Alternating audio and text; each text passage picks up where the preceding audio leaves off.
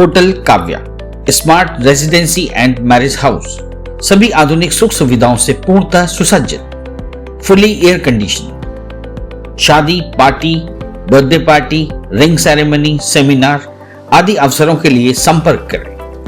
Hotel Kavya, smart residency and marriage house, station road, Mauranipur.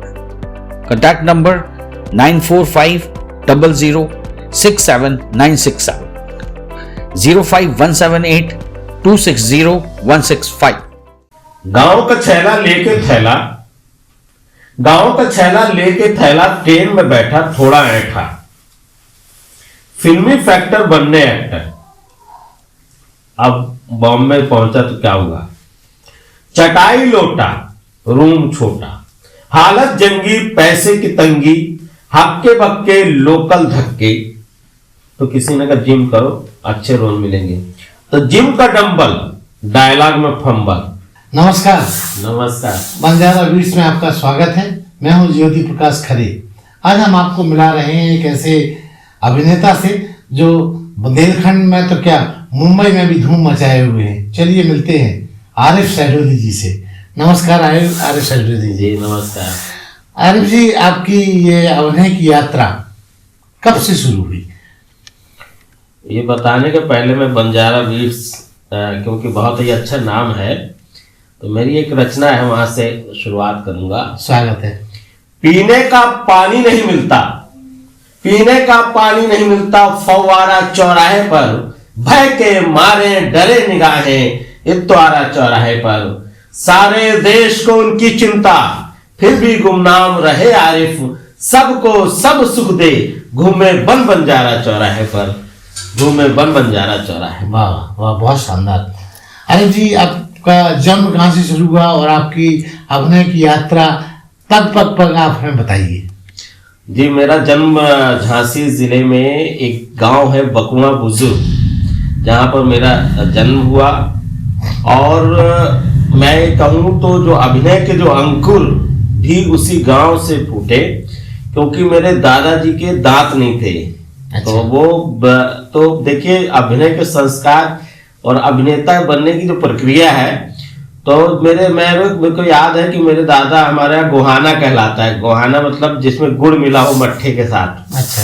और चावल, खाद्य पदार्थ। हाँ, खाते चावल के साथ। तो मेरे दादा खा रहे थे, तो ऐसे करके खा रहे थे। तो मेरे पिताजी ने पूछा कि दादा कैसे खाते हैं, तो मैं बताया करता था। हाँ। तो इस तरह जो है अभिनय को अंकुर वहां से हुआ। हाँ, तो दादा का नकल, क्योंकि नकल से ही, और हमारे झांसी में नक्काली प्रथा है। हाँ। तो नकल करना का जो प्रोसेस था और लोग जो हंसते थे, वो मुझे बड़ा अच्छा लगता था। तो मैं भी चाहता था लोग पूछे कि दादा कैसे खाते हैं, तो मैं बता। हाँ। आपको भी करने में मजा आता था जी। तो वहीं से तो बकुआ बुजुर्ग थे, अंकुर मेरे अंदर फूटने लगे। और फिर उसके बाद हमारे पिताजी भी, क्योंकि कवि रहे हैं, जनाब बाबू शाह कादरी पुष्प के नाम से लिखते थे जी। तो उनको भी लगता था हमारे बच्चे जो है कविता पाठ करें, हमारे उत्तराधिकारी बने। हाँ। तो हमारे यहाँ रेलवे कॉलोनी में 15 अगस्त वाले दिन कार्यक्रम हुआ करता। तो मेरे पिताजी ने मुझे एक अंग्रेजी में कविता रटाई। अच्छा, रटाई? हाँ, खूब रटा। और उसके बाद जैसे ही मैं जो है माइक के सामने पहुंचा, तो कविता गया भूल। अच्छा। और रोने लगा। हाँ। तो सब बोले वाह बेटा, बहुत बढ़िया कविता, बहुत बढ़िया कविता। सब बच्चों को इनाम मिला, मुझे नहीं मिला। हाँ। तो मुझे बड़ा अफसोस हुआ। लेकिन माँ का भी एक भूमिका होती है। देखिए, माँ ने शाम को लड्डू बटे, तो माँ बोली ये तुम्हारा इनाम आया है। अच्छा। मुझे तो पता था इनाम तो वो पेंसिल थी। हाँ। तो पिताजी भी हम लोग को क्या है ना, मंच पे आगे करने की कोशिश करते थे, प्रोत्साहन देते थे। फिर मुझे याद है उस दिन के बाद जो है मुझे बहुत बुरा लगा। फिर बाद में मैं मंच पे कभी नहीं घबराया। फिर हुआ ये कि पिताजी हमारे सख्त थे, मारते थे पढ़ाई के लिए। नाना हमारे बहुत प्यार करते थे, तो हम लोग नाना को पछिया लिए, मतलब पीछे पीछे चल दिए और बिजली पहुंच गए हम ननिहाल अपने। अच्छा। फिर कक्षा 1 से लेके पूरी पढ़ाई मैंने अपने ननिहाल में की, अपने नाना के पास। और नाना बिजली कहाँ पड़ता है? बिजली पड़ता है मध्य प्रदेश में है, ये शहडोल जिले में पहले आता था। अच्छा, तो उसी से आपने अपना ये उपनाम शहडोली जोड़ा है? जी जी जी जी। होता क्या था, शहडोली के पीछे भी बड़ी कहानी है जी। क्या हाई स्कूल में सन 90 की बात है, हमारे यहाँ एकल अभिनय प्रतियोगिता कोतमा में हुई। तो जैसे नहीं पहलवान होते हैं बुंदेलखंड केसरी, जिला केसरी, तो मुझे लगा मुझे क्या है एकल अभिनय प्रतियोगिता में प्रथम पुरस्कार मिला।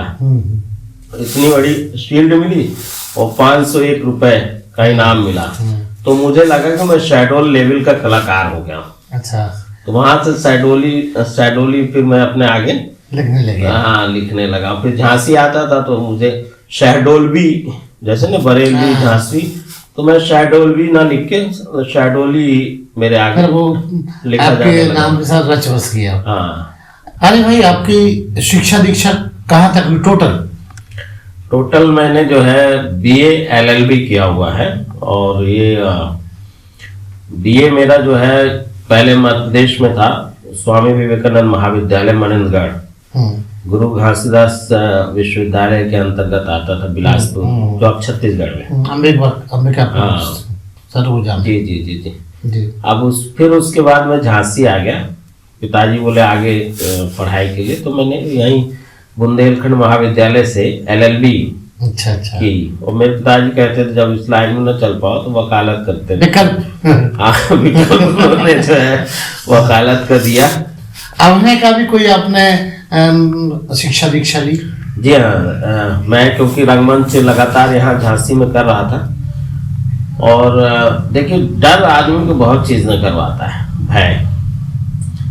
तो क्या हुआ कि हमारे यहाँ के 2 बच्चे डिप्लोमा करके लौटे, तो मुझे लगा ये मुझसे ज्यादा जान गए, तो अब मुझे भी जानना चाहिए रंगमंच के बारे में। हाँ। तो मैंने फिर नेहरू युवा केंद्र के माध्यम से हम लोग लखनऊ गए, तो वहां पर एक कार्यशाला थी, तो मैंने आवेदन वहां खरीदा भारतीय नाट्य अकादमी का।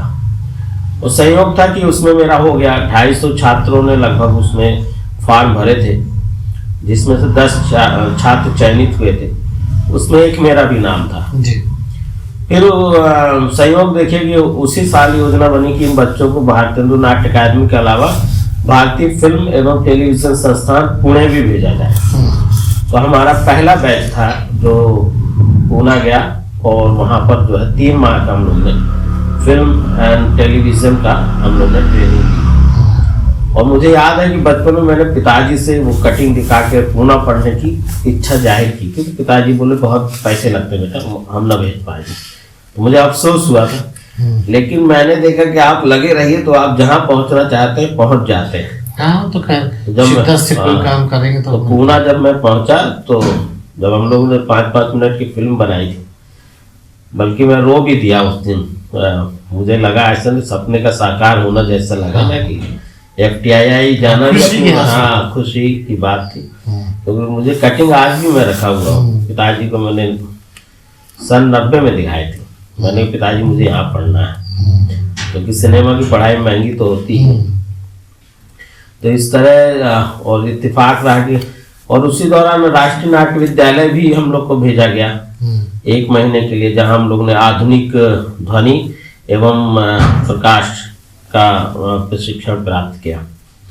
तो ये पूरा मेरा कला क्षेत्र। फिर आप बॉलीवुड में कैसे प्रवेश किया? क्योंकि आप बहुत सारे सीरियल में भी आपने काम किया, तो आप वो वाली यात्रा भी हमारे दर्शकों के साथ शेयर कीजिए। क्या हुआ, पास आउट होने के बाद हम लखनऊ में काम करने लगे थे। तो चमन बग्गा जी जो रिचर्ड एटम्बरो गांधी फिल्म के जो डायरेक्टर थे, उनके असिस्टेंट रहे हैं जी। तो मैं उनका असिस्टेंट बना जी। तो एक दिन वो बोले कि तुम मुंबई जाओगे। मैंने कुछ बोला नहीं, तो बोले बेटा देखो, नाली नरवे में संघर्ष करने से अच्छा है कि समंदर में जाओ। बिल्कुल ठीक। तो मुझे उनकी बात अच्छी लगी और मैं जो है अपना बोरिया बिस्तर समेटा और झांसी आ गया। झांसी से बहुत प्रयास करता रहा, लेकिन डराते बहुत है लोग, कितने हजार लेके आओ तब यहाँ रहने को मिलेगा। तो मैं वो पैसा न 50,000 हो न बॉम्बे जा पाए। लेकिन एक जगह मैंने पढ़ा था कि जितने भी महान लोग हुए हैं इससे मैं अपने आप को महान नहीं कह रहा हूँ, ये ना सोचें लोग, लेकिन उसमें लिखा था जितने महान लोग हुए हैं उनके गुरु स्वयं चल के आए, उन्हें गुरु के पास जाना नहीं पड़ा। चाहे उनका भी तानसेन जी का भी उदाहरण लेते हैं, बहुत सारे हैं। तो मैंने देखा कि मैं यही काम करने लगा, या कन्हैया कैसेट के साथ जुड़ गया था। तो सबसे पहले विशाल भारद्वाज जी आए यहाँ की रेकी करने, तो मैं उनके साथ घूमा। फिर मणि रत्नम सर आए, मैं उनके साथ भी जुड़ा रावण फिल्म में, उसमें मेरे 14 सेकंड का रोल भी है।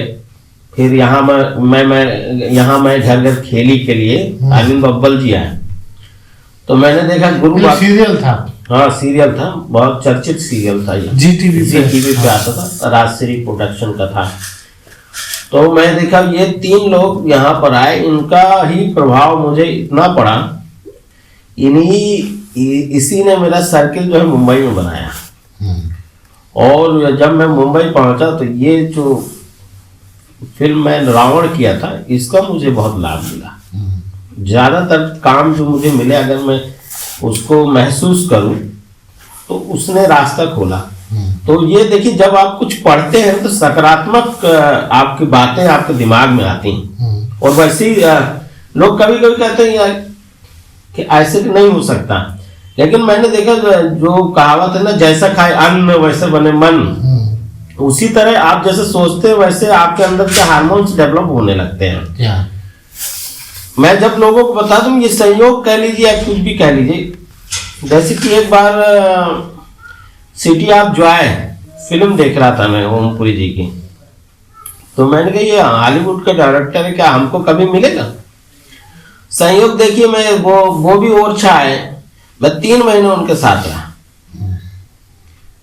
तो ये संयोग था। अब फिर जब चिड़ियाघर शुरू हुआ था मुंबई में, तो मैं यही सोच रहा था, जब नया नया, मैंने कहा इस सीरियल में मैं होता तो कितना अच्छा होता। अच्छा। और संयोग देखिए, आपको काम करने का मौका तो काम करने को मौका मिला। प्रशांत पचौरी जो रावण में थे। कितने आपने सीरियल में काम किया, उसका उल्लेख कीजिए। मेरे सबसे पहले मैं बता दूं, आदरणीय राम भाई के माध्यम से जब मैं मुंबई पहुंचा था, तो फिर मैंने एक दिन सोचा, क्योंकि मैं राइटिंग में भी मेरा थोड़ा बहुत हाथ अच्छा है, मैंने कहा बचपन से तो अभिनेता बनना, तो मैं क्या बनते जा रहा हूँ। तो मैंने राइटिंग का काम छोड़ दिया। हाँ, छोड़ के मैं पूरी तरह एक्टिंग में कूद गया। तो सबसे पहले मुझे केबीसी प्रोमो मिला। अच्छा। फिर उसके बाद देवों के देव महादेव, फिर चिड़ियाघर में मुझे 9 एपिसोड पहली बार में मिला अभिनय करने का जी। और प्रशांत पचौरी उसमें एसोसिएट थे, उन्हीं के माध्यम से मिला। गरिमा प्रोडक्शन का वो शो था जी।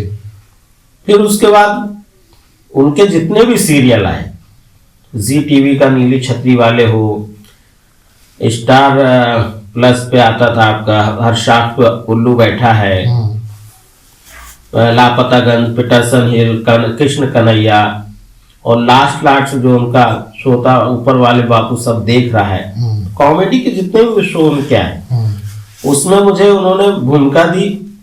चिड़ियाघर में कंटिन्यूटी का रोल दिया, भेड़ वाजपेयी का, गिरगिट मौसी का हस्बैंड बनता हूँ। ये सीरियल का तो ये क्रम चल ही रहा था। बीच बीच में मुझे फिल्म भी मिली। क्योंकि अरविंद बब्बल जी से मेरा परिचय था, तो बब्बल जी ने मुझे अपना असिस्टेंट भी बनाया था, जिसमें मैं 7 दिन काम किया। लेकिन बाद में जब महाकुंभ सीरियल उन्होंने बनाया, तो उसमें उन्होंने मुझे रोल भी दिया। अच्छा। और उनके बड़े भाई हैं अशोक चक्रधर जी, अरविंद बब्बल जी। तो अशोक जी से तो मेरा खत खिताबत होता रहता है। अशोक चक्रधर जो कवि हैं? जी हाँ, बहुत बड़े कवि हैं।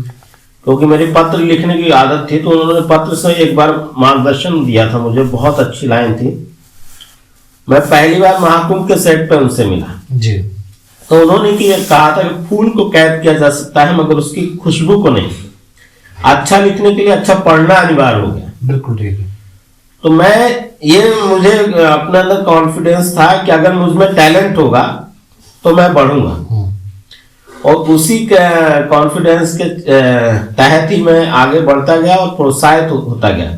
आप बता रहे थे फिल्में आपको मिली, कौन कौन सी फिल्मों में आपने बड़ी फिल्मों में काम किया? जैसे मेरी अभी हंगामा में आई है एक, अभी हालांकि शूटिंग उसकी 11 साल पहले हुई थी OTT में। मैं एज ए हीरो उसमें, मुझे परेश मसीह जी उसके डायरेक्टर हैं, उन्होंने मुझे मौका दिया था।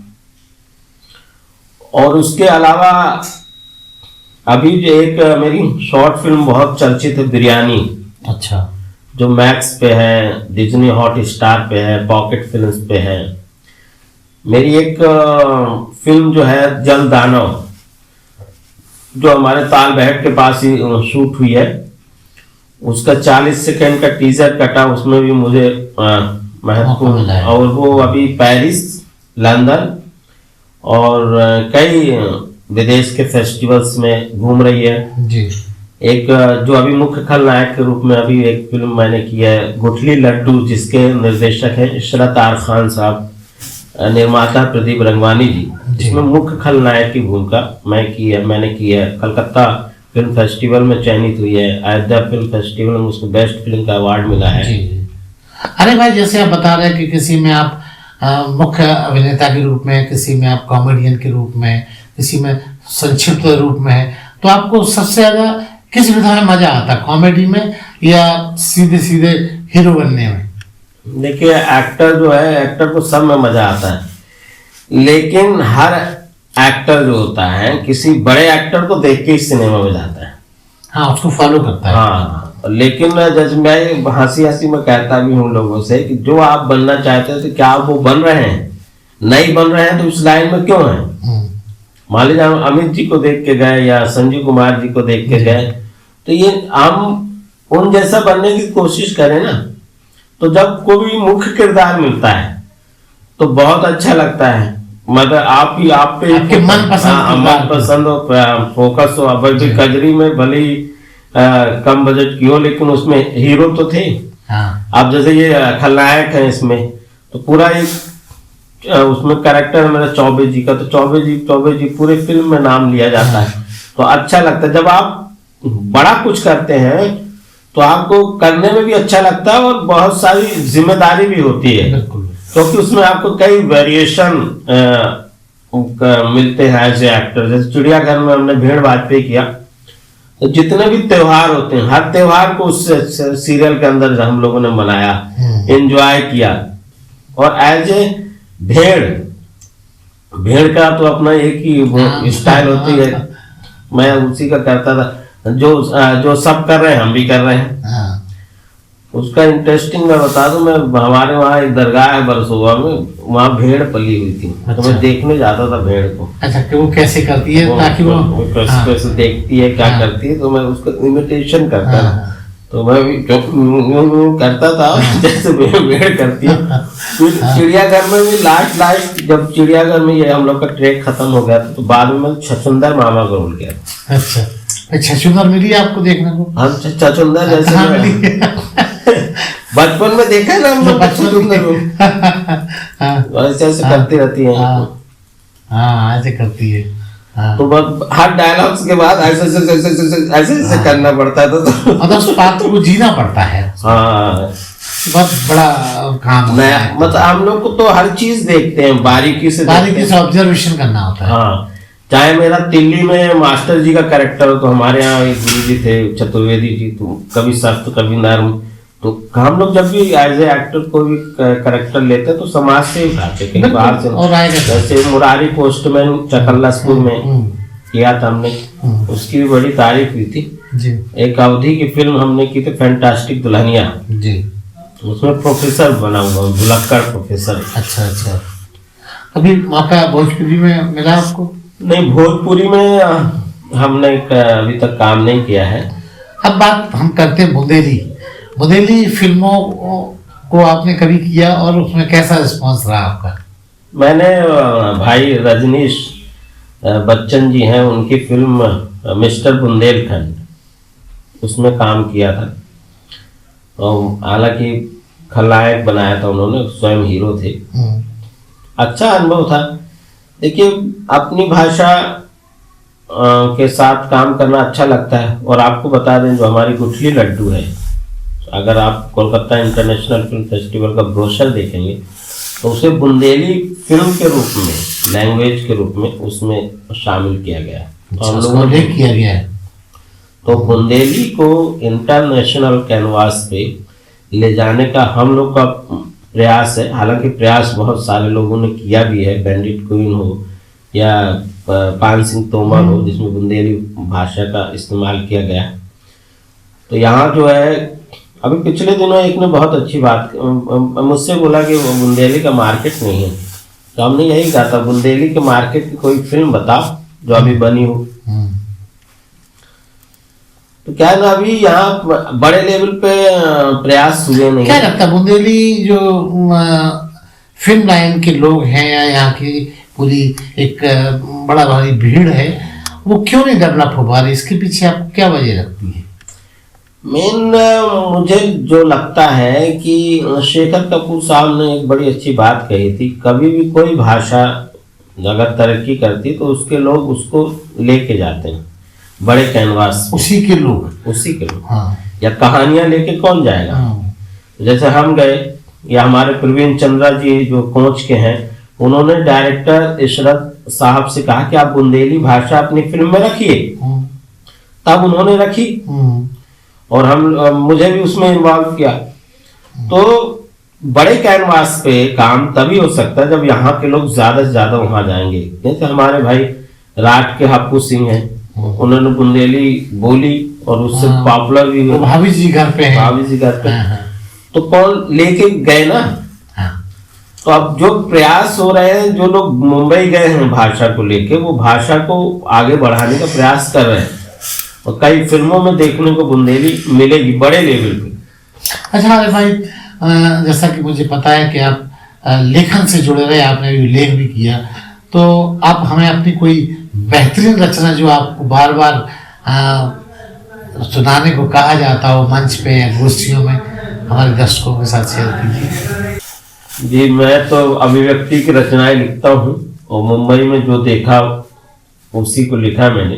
तो हमारे एक म्यूजिक डायरेक्टर हैं संगीत सरल, तो मुंबई के संघर्ष पे एक फिल्म बन रही थी, तो उन्होंने कहा था कि आप कुछ लिख दीजिए। तो हमने लिखा था, गांव का छैला लेके थैला, गांव का छैला लेके थैला, ट्रेन में बैठा थोड़ा ऐठा, फिल्मी फैक्टर बनने एक्टर। अब बॉम्बे पहुंचा तो क्या हुआ, चटाई लोटा रूम छोटा, हालत जंगी पैसे की तंगी, हक्के बक्के लोकल धक्के। तो किसी ने कहा जिम करो अच्छे रोल मिलेंगे, तो जिम का डंबल, डायलॉग में फंबल, जो थे एक्टर कास्टिंग डायरेक्टर। फिर एक समय के बाद जिसको जहां मिलता है अपना रास्ता अख्तियार कर लेता है। तो जो थे एक्टर कास्टिंग डायरेक्टर, फिर उसके बाद क्या हुआ, कास्टिंग कैसे होती, क्योंकि फिल्म लाइन में पैसा बहुत इन्वेस्ट होता है। तो अमूमन होता है हरियाणा और दूर तरफ के बच्चे जो आते हैं जिनके पास पैसा होता है, तो वो तो तुरंत ले दे के अपना अच्छा रोल पा ही जाते हैं। लेकिन जो बेचारे संघर्षरत होते हैं उनके लिए है, लाइफ फास्ट हुआ कास्ट, झटका तगड़ा भाला पकड़ा, और कब किस्मत खुले कह नहीं सकते। तो जिंदगी होमा किस्मत कोमा, फिल्मी फैक्टर बनने एक्टर, इतने रहने के बाद ऐठन अपने आप चली जाती थी। गांव का छैला लेके थैला, ट्रेन में बैठा अब ना ऐठा। तो कहते हैं जो जीतने जाता है मुंबई वो जल्दी हारता है, जो हारने जाता है वो जीतता है। अरे भाई, यहाँ एक सवाल मेरा मैं आपसे जानना चाहूँगा। झांसी में या बुंदेलखंड में बहुत सारे कलाकार मुंबई गए, मुंबई किसी को रास आई किसी को नहीं रास आई, जो लौट के आते हैं उनमें मुंबई का एटीट्यूड बहुत होता है। ये कहाँ से आता है? मुंबई क्या उसको बांटती है इस तरह, या वो खुद आयात करके ले आते हैं? ये संस्कारों की बात होती है। एक ने बड़ी अच्छी बात की थी कि जैसा आपका गुरु होगा वैसे आपका नेचर डेवलप होगा। तो हो सकता है उनके गुरु उस तरह को मिल जाते हो जिनमें ऐठन हो और जो है गुस्सैल टाइप के हो, तो कुछ भड़ास ही निकालते हैं। हाँ, तो गुरु ये सब होता है गुरु का। जैसे कि मुझसे कई बार लोग कहते हैं कि आप ऐसे लोग आप महसूस करते हैं, ऐसा होता हाँ है? हाँ बहुत होते हैं, क्योंकि मेरा ऑब्जर्वेशन सही है ना? हाँ हाँ, क्योंकि वो मैं यही देखता हूँ, संगत की रंगत दिखाई देती है कि कैसी संगत उन्होंने की है। मेरे से कई बार लोग बोलते हैं कि आप फोन उठा लेते हैं, अच्छे से बात करते हैं, क्यों करते जो हैं? सरलता आप में औरों में क्यों नहीं? क्योंकि मेरे गुरु सरल रहे। अच्छा। हाँ, अगर मैं श्याम बेनेगल साहब की बात करूं, हालांकि मैं साक्षात काम नहीं कह, लेकिन जो कहा गया है कि एक बड़ी अच्छी कहावत है, असफल व्यक्ति राय का पहाड़ बना देगा और सफल व्यक्तियों के पास समय नहीं है कि वो आपको सलाह दें, और वो अगर मिलेंगे तो कट टू कट बात करेंगे।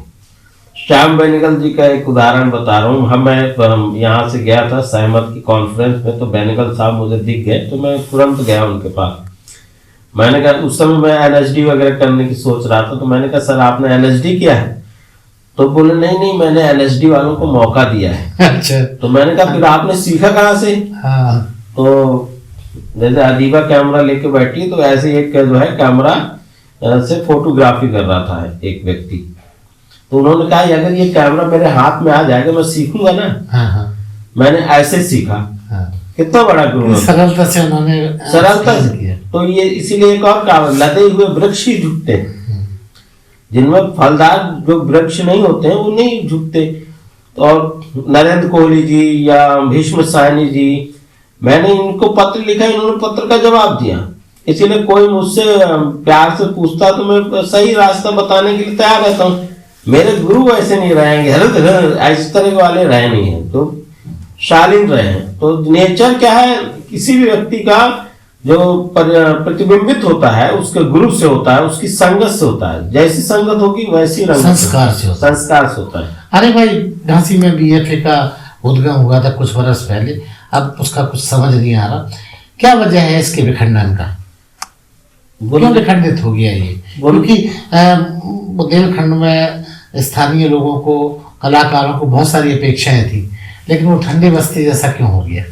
बुंदेलखंड फिल्म एसोसिएशन हमारे जो संजय राष्ट्रवादी जी संचालित कर रहे हैं, और वो मुझे बड़ा अच्छा लगता है कि उन्होंने पूरे बुंदेलखंड के कलाकारों को एक मंच पे संगठित किया, और वो कलाकार एक दूसरे से जुड़े हुए भी हैं।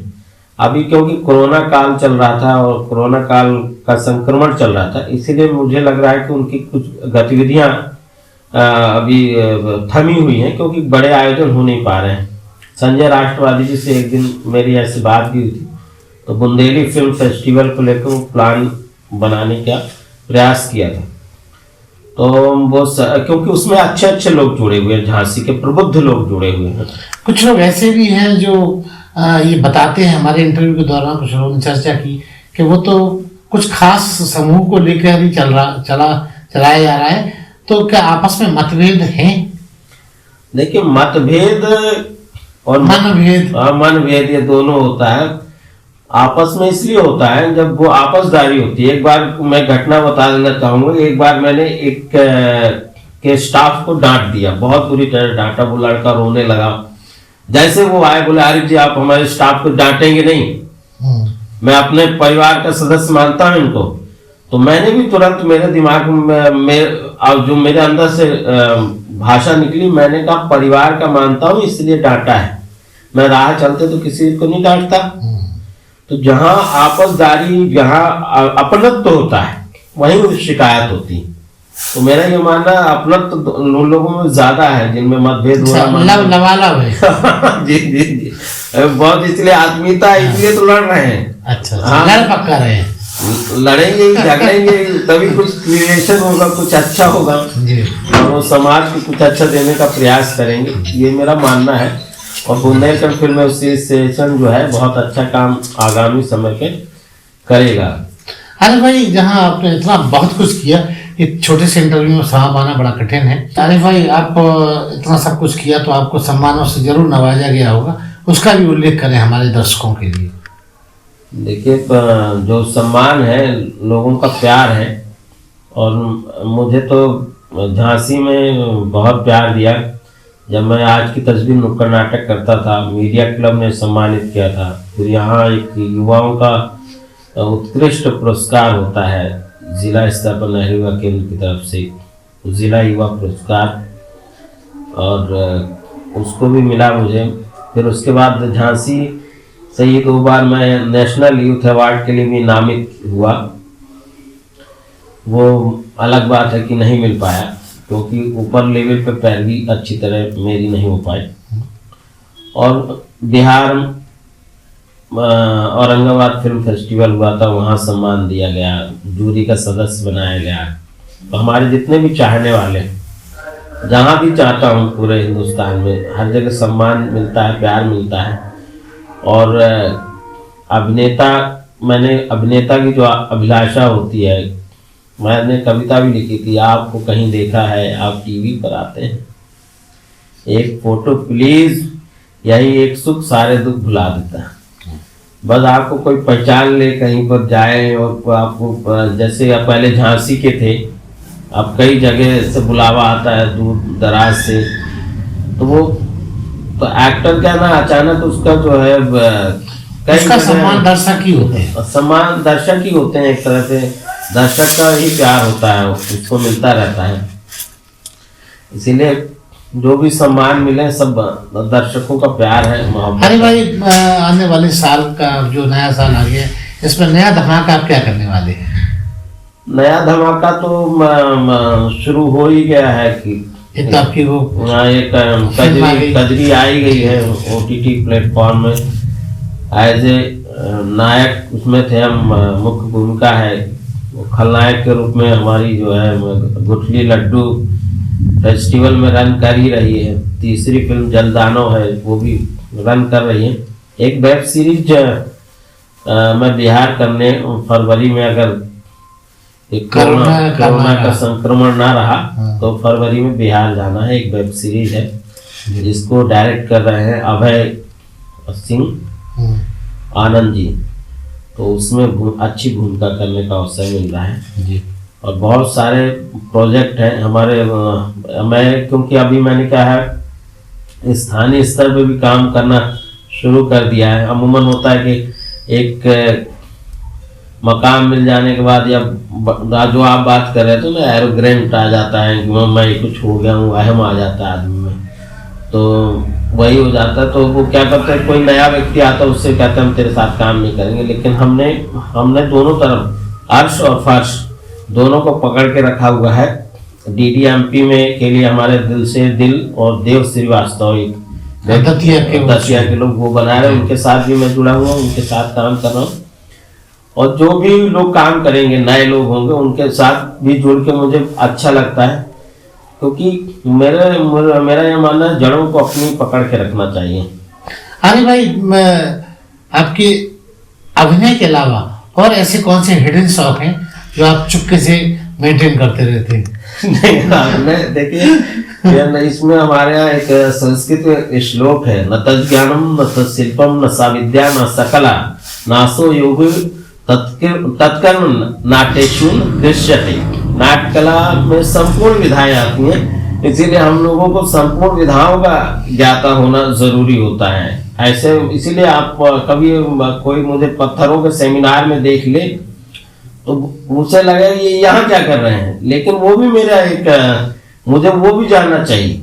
जैसे मैंने एक ऐड किया था वीवो मोबाइल का, उसमें अंडा फेंटना था, तो अंडा ऐसे ऐसे फेंटने, डायरेक्टर बोले नहीं ऐसे नहीं, ऐसे करिए, और ऐसे ऐसे ऐसे ऐसे ऐसे ऐसे करिए, तो तरीका बदल। तो अगर कलाकार को, इसे कहते हैं, हमारे यहाँ कहा जाता है कि उसका रेंज कलाकार की जो रेंज होती है वो कैसे होती है, जितना हम संग्रह कर लेंगे उसी का खाएंगे। और मैं अपने आपके बंजारा बिट्स के माध्यम से दर्शकों को और जो आने वाले लोग हैं उनको बता देना चाहता हूँ कि अपने बुजुर्गों से जुड़ के रहिए। वो जो चीज दे के जाएंगे उन चीजों को हम तो देखिए, हमने नानी की कहानियां सुनी, अपनी माता जी से लोरी, अभी वर्कशॉप होने वाली है लोरी पे, तो पुरातत्व के जो अधिकारी दुबे जी ने जैसे वो डाला, वैसे हमने अपनी नानी और हमारी सास ने लोरी गाई थी, वो दोनों यूट्यूब की उनको भेज दी। गुठली लड्डू में भी हमारी नानी का गाया हुआ एक गीत अच्छा प्रयोग हो रहा है, तो जड़ों से जुड़े रहना चाहिए।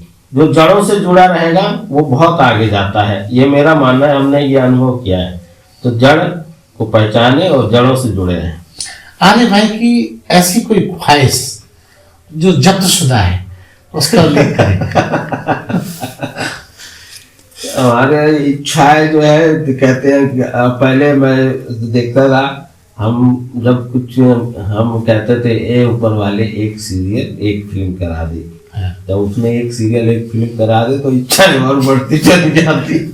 उसने तो पूरी कर दी, तो वो क्या है, इच्छाएं जो है आदमी की कभी अंत नहीं होती और अंत तक इच्छाएं चलती रहेंगी, और मिल जाए और मिल जाए और मिल जाए बस ये। और जैसे कि अब मुंबई में था तो एक ने फोन किया कि बोले आप जो है कहाँ हैं? मैंने कहा रोजी रोटी की तलाश में भटक रहा हूँ। बोले ना ना ये गलत कह रहे हैं, आप कामयाबी की तलाश में भटक रहे हैं। तो वास्तव में एक फिल्म आई थी, बड़ा अच्छा था, उसमें बोले कहाँ जा रहे हो? बोले लंदन जा रहे थे कुछ लोग। बोले कहाँ जा रहे हो? बोले रोजी रोटी के लिए। बोले रोजी रोटी के लिए नहीं जा रहे, वो तो लंगर में भी मिल जाती है, लंगर में बैठ के। बोले आप वहां जा रहे बंगले के लिए, BMW के लिए। इसीलिए मैंने एक रचना लिखी थी, सफलता का मतलब क्या है? एक बंगला, एक कार, घर में बियर बार, बिगड़ी औलाद, मन में अवसाद। यह सफलता का मतलब है 2 वक्त की सुखों की रोटी, अपनों का प्यार, बच्चों में अच्छे संस्कार। तो आदमी को दिखावा है, इतने बड़ी अट्टालिका महल आदमी क्यों बनाता है? ताकि लोग देखें, बोले हाँ फलाने ने बनाया था, वो बनाया था। हम तो ये देखें कलाकारों का जो योगदान है देश के लिए। अब खजुराहो है, खजुराहो से मूर्तियां हटा दीजिए, शिल्प हटा दीजिए, वहां क्या बचे? ताजमहल हटा दीजिए आगरा से, लेकिन उन कलाकारों को नहीं जानता किसने बनाया, किसने बनाया। बुनियाद हमेशा आदमी भूल जाता है, कहते हैं कंगूरे हमेशा याद किए जाते हैं। तो ये है, तो एक बुनियाद जो है। बंजारा बीट्स एक सोशल प्लेटफॉर्म है, आप देख रहे हैं कि लोग उसको काफी सराह रहे हैं। आप भी अपने माध्यम से हमारे दर्शकों को कोई संदेश दीजिए। मैं यही कहना चाहूँगा कि बंजारा बीट्स जो है बहुत अच्छा काम कर रहा है। और जो बंजारा है स्वभाव से, एक तरह कलाकार बंजारा ही होता है, बंजारा ही होता है। आज यहाँ है, इस तरह रहे मुहज्जब, कभी घर का मुंह न देखा, कटी उम्र होटलों में मरे अस्पताल जाकर। इस तरह का बंजारापन जो होता है, और क्योंकि सृजनता और जो अध्ययनशीलता घुमक्कड़पन में से ही आप ज्यादा से ज्यादा सीख सकते हैं। तो बंजारा बीट्स आदरणीय ज्योति प्रकाश खरे जी के माध्यम से आप तक पहुंच रहा है, और जो प्रतिभाएं हैं उन प्रतिभाओं को आप तक पहुंचाने का काम कर रहा है। और जो बहुत सारी ऐसी प्रतिभाएं हमारे बुंदेलखंड की हैं, जो एक तो मैं आपको बताऊं, हमारे बुंदेलखंड की जो धरती बड़ी स्वाभिमानी। अब जो कहते हैं यहाँ का कल्चर क्यों नहीं बढ़ पा रहा है, यहाँ मैंने ये देखा कि आदमी खुद आनंद के लिए गाता है। जब मन में उठी हुलक का खंजड़ी का ढोलक, तो वो भी एकदम बंजारे की तरह है, आपके चैनल की तरह है। बंजारा स्वाभिमानी है, उसका मन पड़ेगा तो गाएगा, नहीं मन पड़ेगा तो नहीं गाएगा। लेकिन आप बहुत अच्छी बात कर रहे हैं, आपने जैसे पिछले अभी चर्चा में बताया कि वो लोग जो नहीं आना चाहते कैमरे के सामने, उनको भी लेके आप आ रहे हैं। और बहुत अच्छी बात है कि उनके भी अनुभवों का लाभ समाज को मिलेगा। और ये तो आर्काइव वैल्यू है सिनेमा जी। ये क्योंकि महाराष्ट्र हो या कलकत्ता हो, ये अपने कवियों को, साहित्यकारों को बहुत सम्मान देता है ये क्षेत्र। और ये परंपरा आपने झांसी में भी शुरू की है, बुंदेलखंड में शुरू की है। तो मैं बंजारा बीट्स के जितने भी जुड़े हुए साथी हैं सभी को बधाई देना चाहूँगा। और आप लोगों से मैं अनुरोध करूँगा कि बंजारा बीट्स को आप देखें, दूसरों को भी दिखाएं, ताकि एक जो आवाज़ है, जो एक मोहब्बत बड़ी बात है, अमन और एकता की जो मिसालें हैं वो आप तक पहुँचे। और जो संस्कार है हमारे यहाँ का, जैसे हम कहते हैं चमन में रहता हूँ, चमन चाहता हूँ, वतन हिंद में अमन चाहता हूँ। अमन और भाईचारे के पैगाम के साथ बंजारा बीट्स आप तक पहुंच रहा है। बहुत बहुत धन्यवाद। ये थे आरिफ शहडोली जी, जो हमें अपनी अभिनय की यात्रा से रूबरू करा रहे थे। आरिफ भाई, बंजारा बीट से बात करने के लिए बहुत बहुत धन्यवाद। आपका बहुत बहुत धन्यवाद, बहुत अच्छा लगा। इस चैनल को लाइक और सब्सक्राइब करना ना भूलें। देखते रहिए बंजारा बीट्स।